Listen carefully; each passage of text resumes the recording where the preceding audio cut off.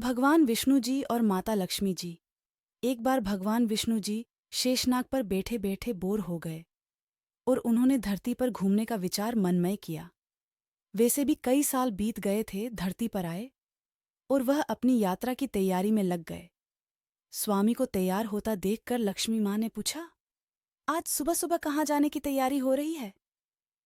विष्णु जी ने कहा, हे लक्ष्मी, मैं धरती लोक पर घूमने जा रहा हूँ।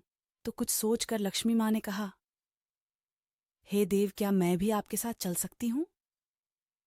भगवान विष्णु ने 2 पल सोचा, फिर कहा, एक शर्त पर। तुम मेरे साथ चल सकती हो। तुम धरती पर पहुंचकर उत्तर दिशा की ओर बिल्कुल मत देखना।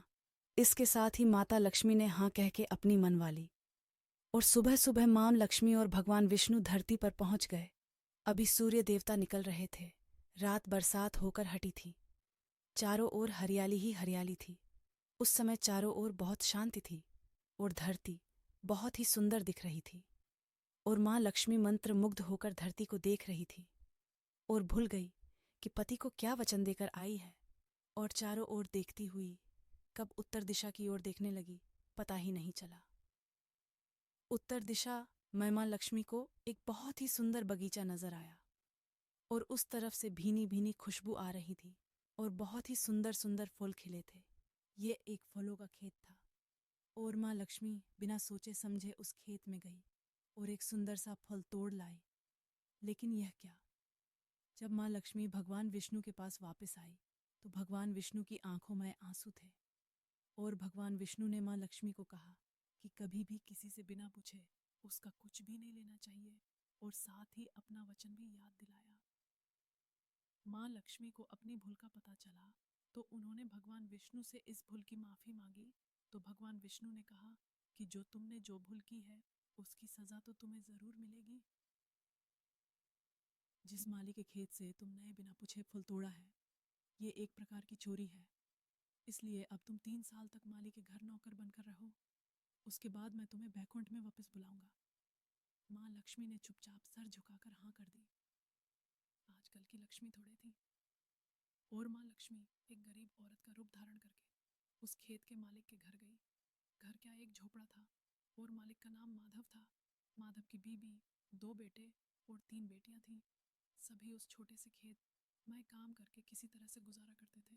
माँ लक्ष्मी जब एक साधारण और गरीब औरत बनकर जब माधव के झोपड़े पर गई तो माधव ने पूछा, बहन तुम कौन हो और इस समय तुम्हें क्या चाहिए? तब माँ लक्ष्मी ने कहा, मैं एक गरीब औरत हूँ, मेरी देखभाल करने वाला कोई नहीं। मैंने कई दिनों से खाना भी नहीं खाया, मुझे कोई भी काम दे दो। साथ में मैं तुम्हारे घर का काम भी कर दिया करूँगी, बस मुझे अपने घर में एक कोने में आसरा दे दो। माधव बहुत ही अच्छे दिल का मालिक था। उसे दया आ गई, लेकिन उसने कहा, बहन मैं तो बहुत ही गरीब हूं। मेरी कमाई से मेरे घर का खर्च मुश्किल से चलता है। लेकिन अगर मेरी 3 की जगह 4 बेटियां होती तो भी मैंने गुजारा करना था। अगर तुम मेरी बेटी बनकर जैसा रूखा सूखा हम खाते हैं उसमें खुश रह सकती हो तो बेटी अंदर आ जाओ। माधव ने मां लक्ष्मी को अपने झोपड़े में शरण दे दी और मां लक्ष्मी 3 साल उस माधव के घर पर नौकरानी बनकर रही।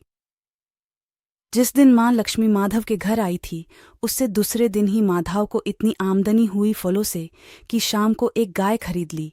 फिर धीरे धीरे माधव ने काफी जमीन खरीद ली और सब ने अच्छे अच्छे कपड़े भी बनवा लिए और फिर एक बड़ा पक्का घर भी बनवा लिया। बेटियों और बीबी ने गहने भी बनवा लिए और अब मकान भी बहुत बड़ा बनवा लिया था। माधव हमेशा सोचता था कि मुझे यह सब इस महिला के आने के बाद मिला है। इस बेटी के रूप में मेरी किस्मत आ गई है मेरी। और अब 2-5 साल बीत गए थे, लेकिन माँ लक्ष्मी अब भी घर में और खेत में काम करती थी। एक दिन माधव जब अपने खेतों से काम खत्म करके घर आया तो उसने अपने घर के सामने द्वार पर एक देवी स्वरूप गहनों से लदी एक औरत को देखा। ध्यान से देखकर पहचान गया, अरे ये तो मेरी मुँहम बोली चौथी बेटी यानी वही औरत है। और पहचान गया कि यह तो माँ लक्ष्मी है। अब तक माधव का पूरा परिवार बाहर आ गया था और सब हैरान होकर माँ लक्ष्मी को देख रहे थे। माधव बोला, है माँ हमें माफ़ कर, हमने तेरे से अनजाने में ही घर और खेत में काम करवाया है। माँ यह कैसा अपराध हो गया है माँ, हम सबको माफ़ कर दें। अब माँ लक्ष्मी मुस्कुराई और बोली, है माधव, तुम बहुत ही अच्छे और दयालु व्यक्ति हो। तुमने मुझे अपनी बेटी की तरह से रखा, अपने परिवार के सदस्य की तरह से। इसके बदले मैं तुम्हें वरदान देती हूँ कि तुम्हारे पास कभी भी खुशियों की और धन की कमी नहीं रहेगी। तुम्हें सारे सुख मिलेंगे जिसके तुम हकदार हो। और फिर माँ अपने स्वामी के द्वारा भेजे रथ में बैठकर बैकुंठ चली गई।